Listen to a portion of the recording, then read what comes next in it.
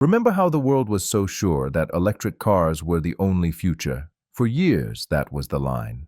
Governments doubled down, startups appeared out of nowhere, and Tesla became the poster child for disruption. People were convinced that hybrids and gas cars were fossils, barely worth mentioning. But then, almost in silence, Honda threw a curveball.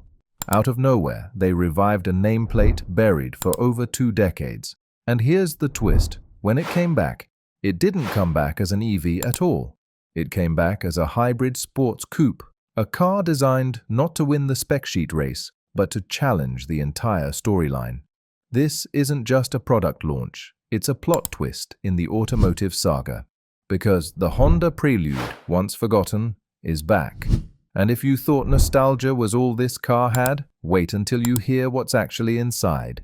Because it could be the most disruptive non-EV of the decade. To understand how we got here, you have to rewind the clock. The Prelude wasn't born yesterday. It first appeared in 1978, at a time when Honda was still building its reputation in the US. The first generation was stylish for its day, but it wasn't just about looks. It was the first Honda to offer a standard moonroof, something unheard of at the time. It wasn't a halo car like the NSX would later be, but it was a showcase of Honda's ability to blend technology with aspiration. By the late 1980s, the Prelude was doing things even the Germans weren't attempting. It became one of the first cars in the world to feature mechanical 4-wheel steering. Turn the wheel at low speed and the rears turned opposite for sharper parking moves. Push it at higher speeds, and the rears steered with the fronts, making highway lane changes razor clean.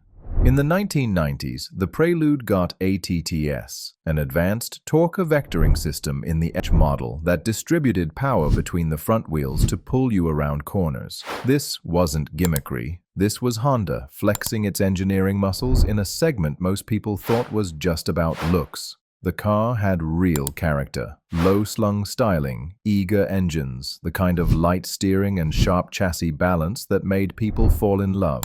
It wasn't an NSX for the masses, but for a generation of buyers, it was the attainable dream. And then it died. In 2001, after 5 generations, Honda pulled the plug.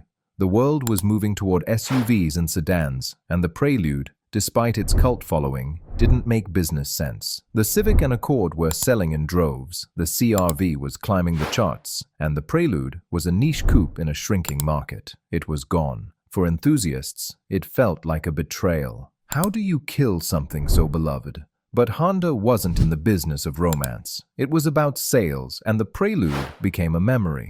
For years, fans carried the torch. You'd hear stories at car meets, someone remembering how their 97 SH gripped in corners like nothing else, or how the dash of their 92 had those slim, futuristic air vents that still looked cool. The car became folklore. And folklore is dangerous, because when you bring it back, expectations skyrocket. Meanwhile, outside Honda's walls, the car world flipped upside down. Tesla appeared on the scene, first with the Roadster, then the Model S, and it completely shifted the conversation. Suddenly, electric was no longer the future, it was the present. Governments started setting bans on new combustion cars for 2030, 2035. Automakers poured billions into EV platforms. Headlines screamed, "The end of gas engines is here." Honda, meanwhile, quietly built its hybrid systems. The Insight, the Accord Hybrid, later the CR-V Hybrid. They weren't glamorous, but they were rock solid. While Tesla stole attention, Honda gathered data. Customers liked hybrids. They didn't plug in, they didn't wait to charge. They just drove and filled up like normal. That quiet reliability stuck in people's minds. And while everyone else rushed headlong into full EVs, Honda hedged its bets. Now fast forward to 2023, Japan Mobility Show. Honda steps onto the stage with something nobody predicted, a Prelude concept. At first, people assumed it was just a design study, maybe a tease for some far-off EV coupe. But the lines were too clean, the nameplate too heavy. Something was brewing. The crowd murmured.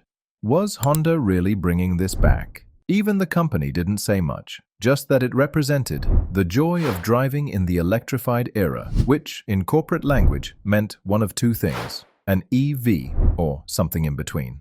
Then came December 2024. Honda unveiled what they called S+ Shift, a new layer for their hybrids that mimicked the sensation of an 8-speed gearbox.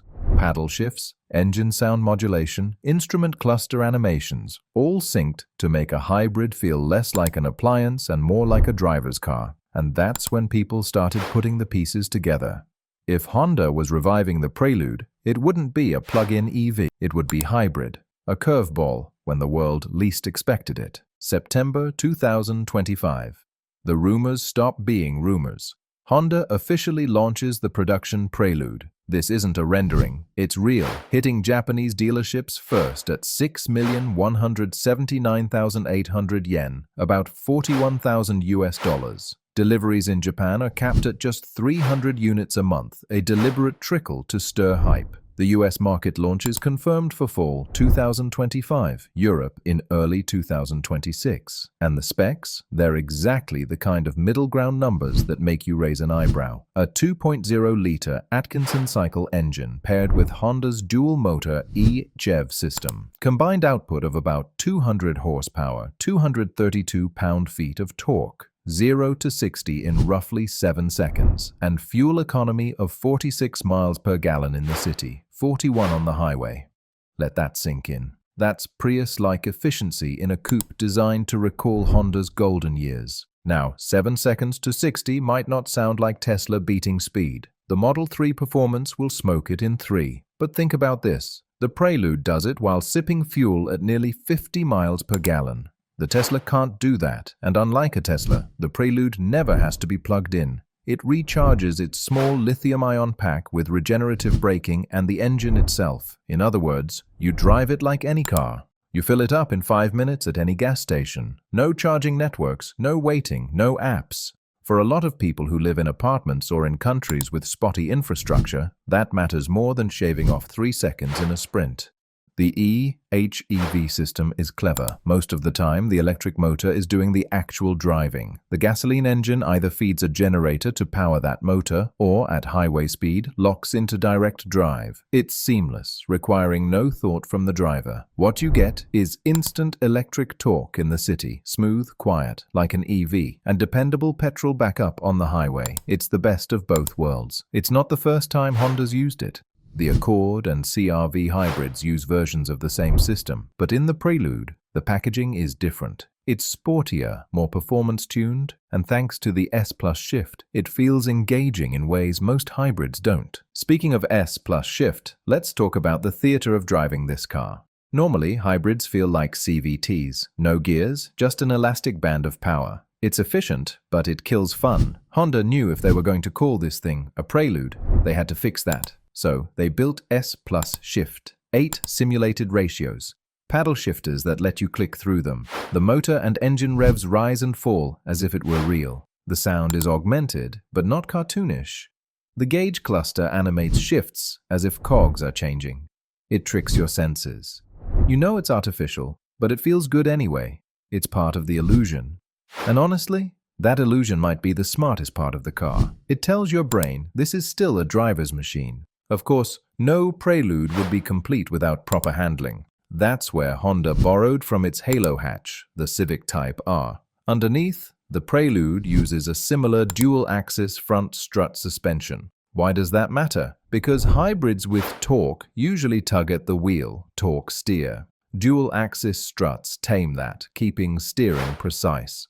Add in adaptive dampers that stiffen or soften depending on drive mode. Brembo front brakes, and a rigid driveshaft. Then layer Honda's Agile Handling Assist, which uses subtle brake inputs to tighten your line in corners. Translation: this isn't a soft cruiser, it's a coupe with real bite.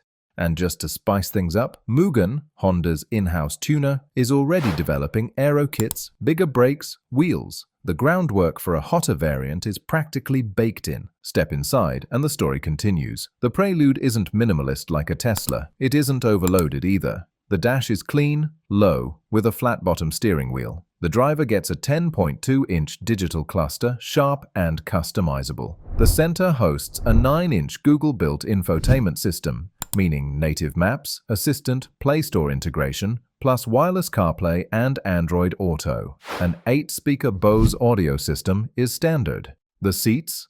leather-wrapped sport buckets with heating and ventilation, enough rear room for 2 more passengers in a pinch, plus a usable trunk thanks to the liftback body. It's a grand tourer at heart.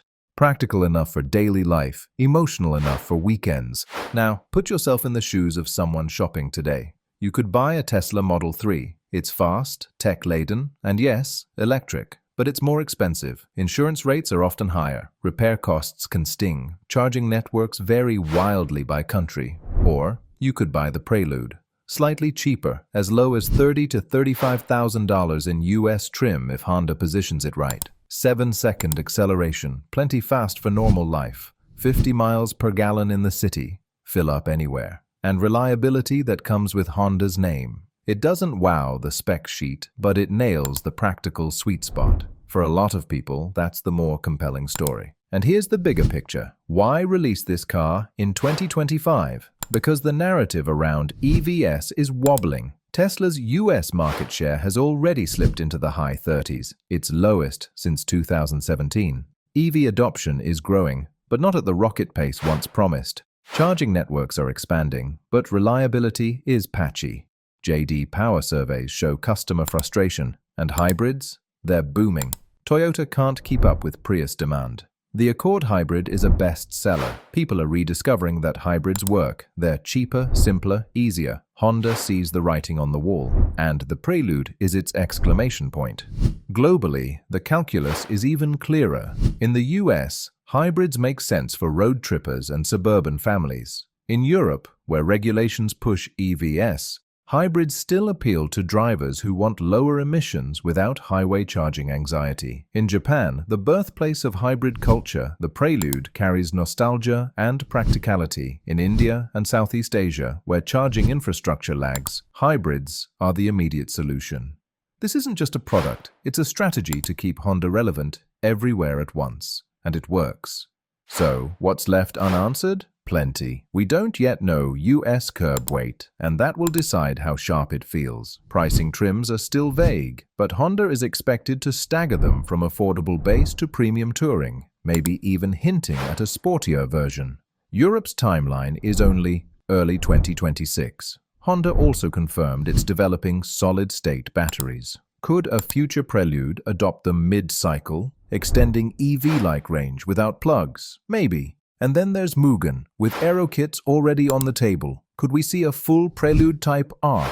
Imagine that, a hybrid coupe with true R hardware. The possibilities keep fans awake, and that's where we land. The Prelude is not just a car, it's a symbol. It reminds us that EVs, as inevitable as they seem, aren't the only future. Hybrids have life left, gas engines still have a role, and nostalgia, when done smartly, can be more than fan service. Honda didn't just revive a name.